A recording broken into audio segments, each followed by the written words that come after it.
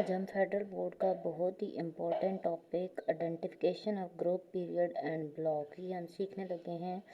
इसको सीखने से पहले आपको इलेक्ट्रॉनिक कॉन्फ़िगरेशन का आना बहुत ज़्यादा ज़रूरी है। इलेक्ट्रॉनिक कॉन्फ़िगरेशन में क्या है कि सीक्वेंस आपको एटलीस्ट 4S तक याद होना चाहिए। 1S 2S 2P 3S 3P and 4S। S में हमेशा 2 इलेक्ट्रॉन्स आते हैं और P में हमेशा 6 इलेक्ट्रॉन आते हैं। अब इनसे कम तो आ सकते हैं लेकिन इनसे ज़्यादा नहीं आ सकते, क्योंकि इनके अंदर अकोमोडेशन जो है वो एस में 2 की है और पी में कितने की है, 6 की है।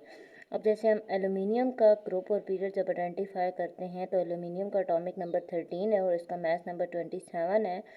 तो इसमें 1s2 2s2 2p6 और 3s2 3p1, मतलब यहाँ तक 13 इलेक्ट्रॉन्स आते हैं। 1 वालों को सेपरेट, 2 वालों को सेपरेट और 3 वालों को सेपरेट कर लेते हैं।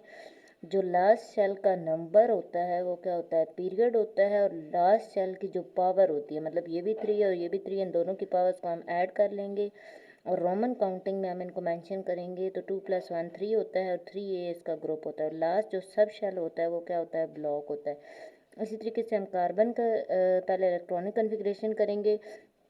इसका लास्ट शेल 2 आ रहा है तो इट्स मीन इसका पीरियड नंबर 2 आ रहा है और इसका लास्ट सब शेल P आ रहा है तो इट्स मीन इसका ब्लॉक P है और 2 + 2 कितना आ जाएगा, 4 आ जाएगा। इसी तरीके से सोडियम का अगर देखें तो लास्ट में 1 आ रहा है तो इट्स मीन इसका ग्रुप 1 है और लास्ट शेल का नंबर 3 है तो इट्स मीन इसका ग्रुप 3 सॉरी इसका पीरियड 3 बनेगा। और लास्ट सब शेल S है तो इट्स मीन इसका ब्लॉक S बनेगा।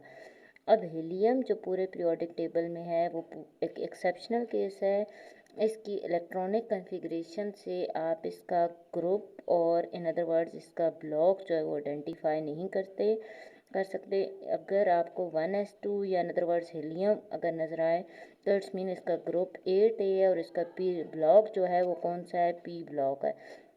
ये आपने खुद से याद रखना है। बाकी जितने भी पूरे पीरियोडिक टेबल के अंदर एलिमेंट्स हैं, उनके एटम्स हैं, उनकी इलेक्ट्रॉनिक कॉन्फ़िगरेशन से आप ग्रुप, पीरियड और ब्लॉक आइडेंटिफाई कर लेते हैं। 1s2 हीलियम पूरे पीरियोडिक टेबल के अंदर एक एक्सेप्शनल केस है और एक्सेप्शनल केस आपने खुद से याद रखना है। इस तरह की छोटी छोटी ट्रिक्स के लिए चैनल को सब्सक्राइब करें। Thank you so much.